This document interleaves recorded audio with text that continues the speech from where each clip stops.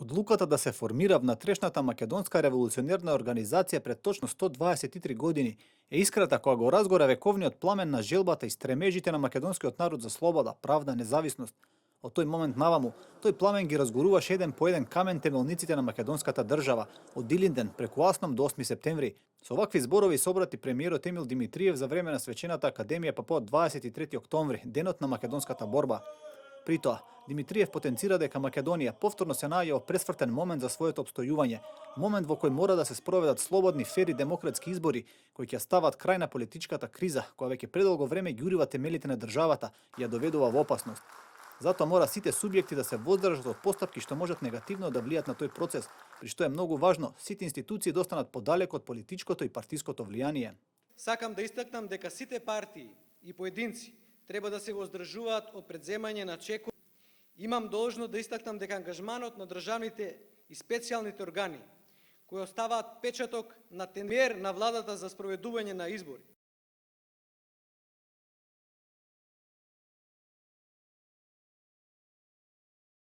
амбициозност и пристрасност во предизборниот период, покажуваат очигледна намера која македонската јавност јасно ја гледа.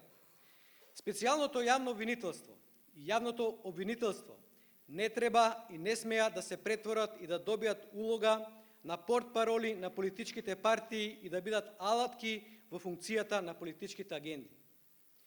Органите од областа на правдата мора да останат надвор од политичката битка на партиите и тие не смеат да остават печаток на политичка обоеност.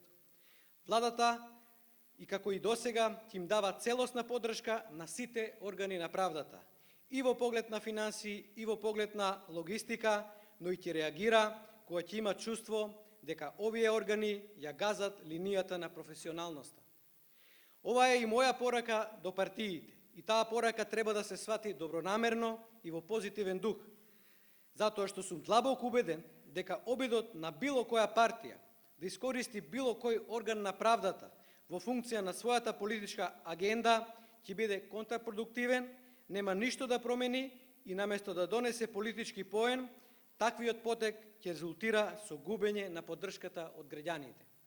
Токму демократските избори се активноста која на целата меѓународна заедница ќе покаже дека Македонија е сериозна во намерите да биде дел од европското семејство и дека нејзините граѓани можат и знаат самите да одлучат што е најдобро за нив и кој треба да ги води кон подобра иднина. Политичките партии постојат за да ви понудат идеи и програми за решавање на реалните проблеми и предизвици. Тие треба да ја презентираат нивната политичка понуда, а вие граѓаните да одберете на кого ќе му ја дадете довербата. Борбата на идеите треба да биде во фокусот на политичките збиднувања. Борба на идеите, а не идеите за борба меѓу себе.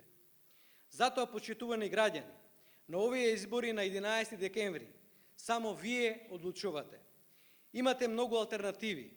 Бевте сведоци на многу збиднувања и сигурен сум дека излековте поента од се она што се случуваше. Верувајте му на својот разум. Изборот ви е едноставен. Треба да одберете помеѓу алтернативите кои ви се нудат од страна на партиите, што од своја страна го збогатува демократскиот живот во нашата земја. Партиите ќе ви понудат програми и проекти, ќе ви дадат ветувања и ќе се обидат да ја придобијат вашата поддршка, ама само вие ќе одлучувате. Затоа размислете за момент или за повеќе. Кој може да ви обезбеди подобар живот на вас и на вашето семејство? Кој може да обезбеди подобра економија, поголем број на работни места и поголеми инвестиции и отварање на фабрики, поголем развој? На кого му верувате дека ќе ви го исполни тоа што ќе ви го вети? На кого можете да се потпрете? Кој може да има лидерство и од кој од понудените кандидати од партиите сакате да ви биде премиер на политичката влада со пун капацитет?